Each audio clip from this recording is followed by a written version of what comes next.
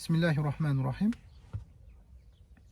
Oxirgi kunlarda mana Eron bilan Isroilning o'rtasidagi urush mojarolar va Amerika kuni kecha Eronni yadroviy qurollar ishlab chiqaradigan joyini bombardimon qildi. Bu hodisalar turli xil fikrlar, turli xil gaplar bo'lishligiga sabab bo'lyapti.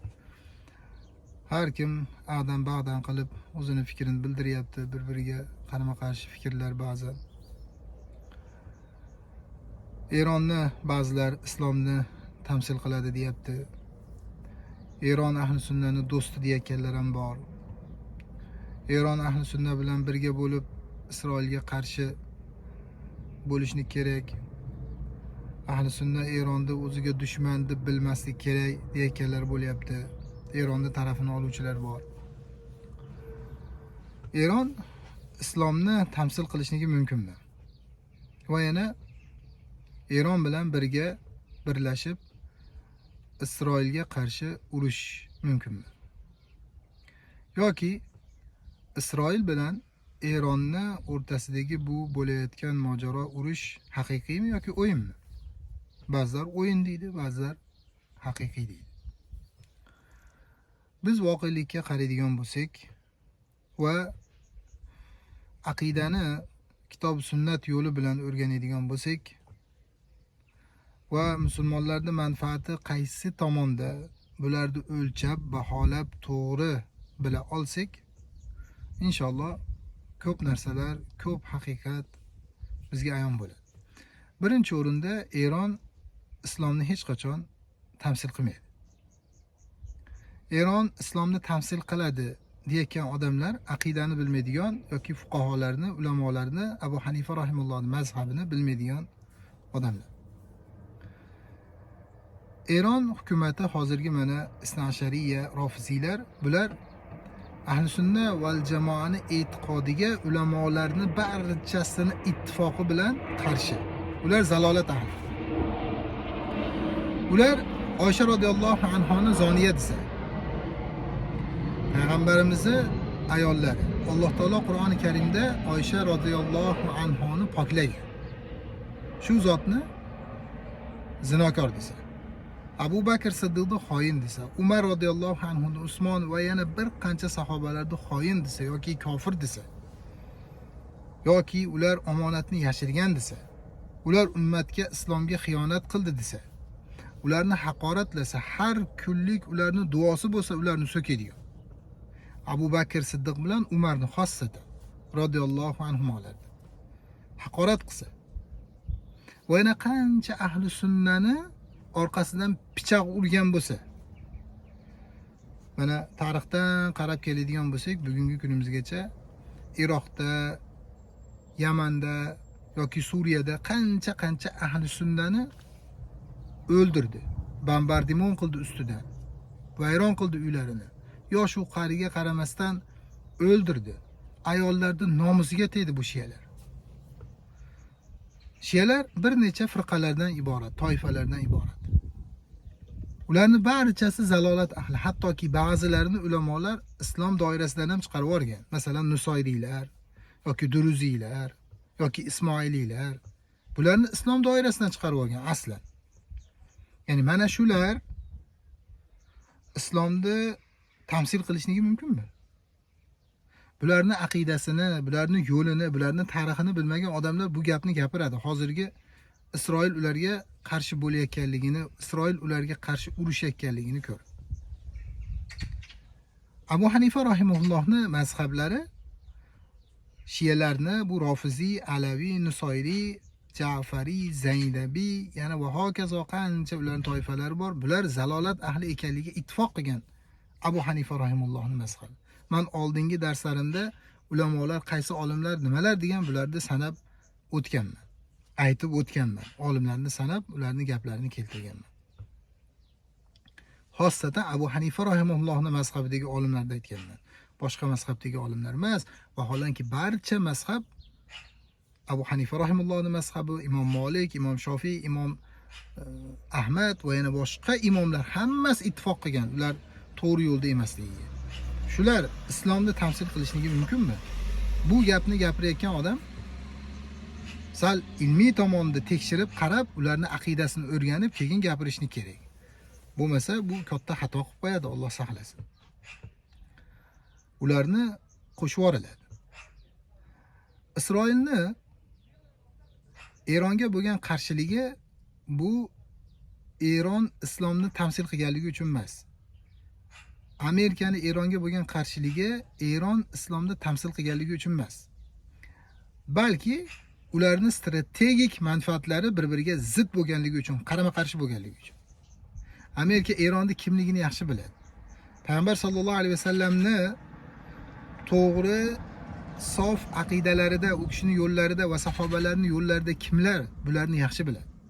Eronda aqidasini, yo'lini, ahli sunnaga qarshiligini, ahli sunnadan emasligini Amerika, Isroil juda yaxshi biladi.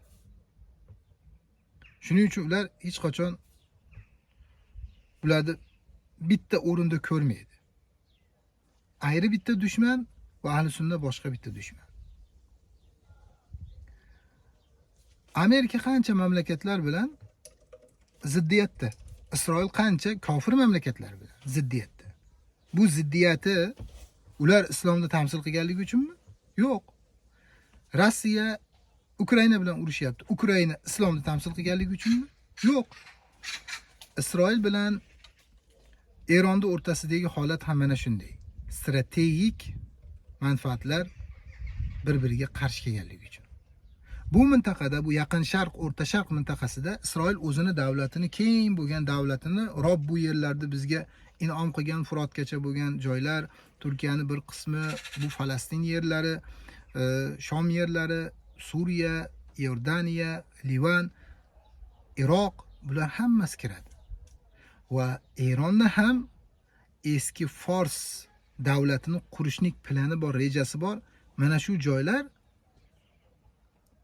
ularniki bo'lishni kerak. Ular ham shunga harakat qiladi, shuning uchun bir-biriga qarshi. Ukraina bilan Rossiya bir-biriga qarshi bo'lgandek. Isroil deyarli Amerika bilan bitta. Isroilga agar Amerika yordam bermasa, Isroil bunaqa kuchli harakat qila olmaydi. Mintaqada zaif bo'lib qoladi. Lekin Amerikani juda katta manfaati bor Isroilni kuchayishligida. Nimaga? Chunki mana shu mintaqadagi musulmonlarni kuchaytirmaslik uchun, zaiflashtirib turishlik uchun. Turkiyani zaiflashtirib turishlik uchun, Suriyani, Iordaniyani, Saudiyani, Qatarni bularni bosib turishlik uchun. Isroil kuchli bo'lib turishlik kerak. Va yana Isroil uchun, Isroilning manfaati uchun Amerika rahbarlari doim hozir va nozir turadi. Chunki Amerikada yahudiylar lobbisi bor. Bular butun o'sha Amerikadagi rahbarlarni qo'liga olgan, xohlagan tomoniga xohlaganidek qaratadi, o'ynatadi. Va Amerika prezidenti Trump ham yahudiylar lobbisini foydasi uchun, yahudiylar uchun, yahudiylarning manfaati uchun o'yinchoq bu. Ular xohlagan tomoniga Trumpni o'ynatishadi. Isroilni agar yahudiylar, ya'ni Amerikadagi yahudiylar, Amerika qo'llab-quvvatlamaydigan bo'lsa, Isroilda mintaqada kuchi yo'q. Amerikaga ishonib, o'zini va nimalariga ishonib, g'arbdagi ittifoqdoshlariga ishonib, musulmonlarga qarshi bo'ladi. Va keyin yana Eron ahli sunnaga qancha joylarda Amerika bilan birga bo'lgan, nasroniylar bilan birga bo'lgan. Iroqda masalan, Iroqda ahli sunnani zaiflashtirishlik uchun, yo'q qilishlik uchun nasroniylar bilan shiyalar bitta harakat qildi. Bitta bo'ldi. Hattoki g'alaba ular bayramlarini qilishdi. Husayn radhiyallohu anhuni bir suratini yoki bir haykalini ko'tarib chiqishdi.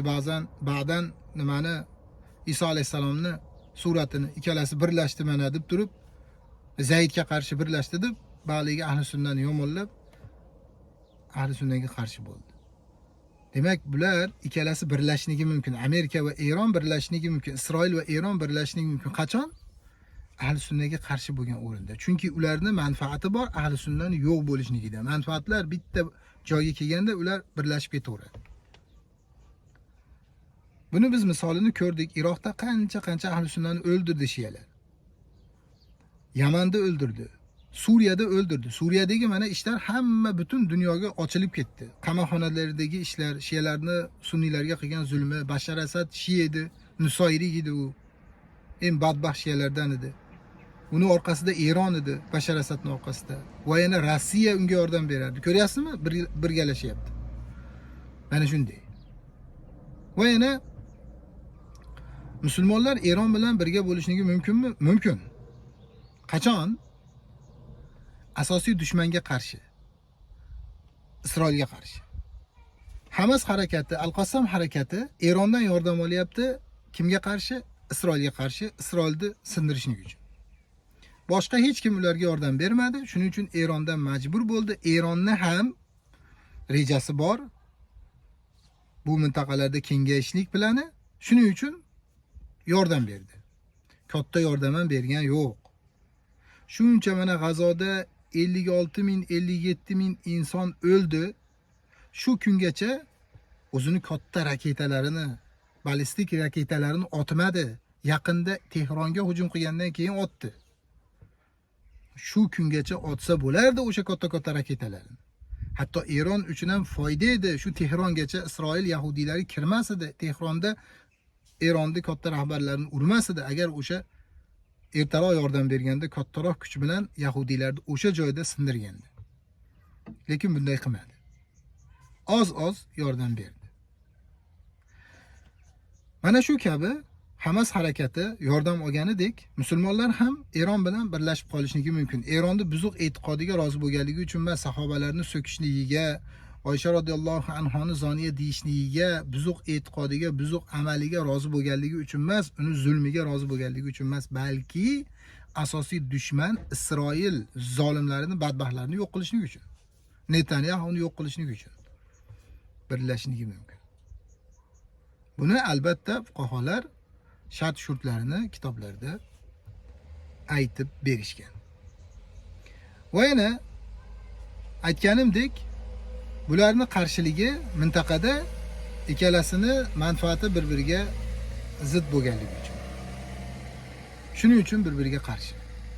Islomni tamsil qilganligi uchun emas. Ular islomni tamsil qilmaydi. Nimaga qilmaydi?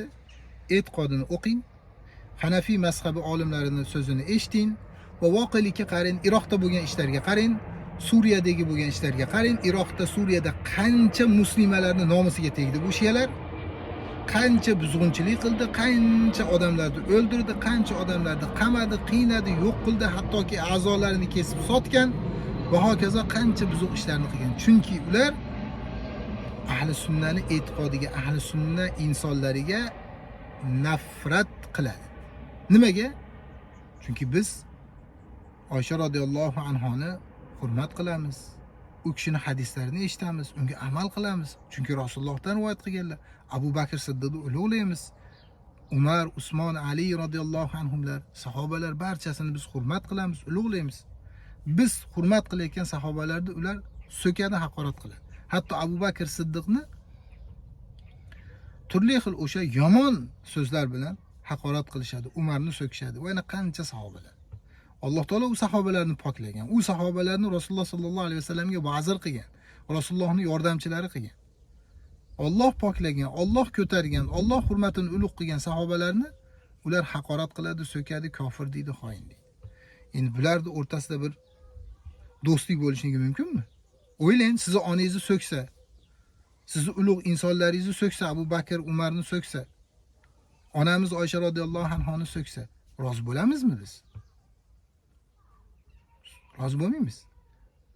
O'zingiz mana dunyoga keltirgan onangizni ko'chada bir odam so'kadigan bo'lsa, o'sha odamga qanaqa qarshiligingizni ko'rsatasiz? Mana shunday. Onamizni so'kishligi bizga juda ham ularni yomon ekanligini, dushman ekanligini ko'rsatadi. Alloh taolo haqdan adashtirmasin. Shuning uchun albatta gapirilayotganda insof bilan, adolat bilan va ilm bilan gapirishlik kerak. Ilm bilan. Allohu a'lam.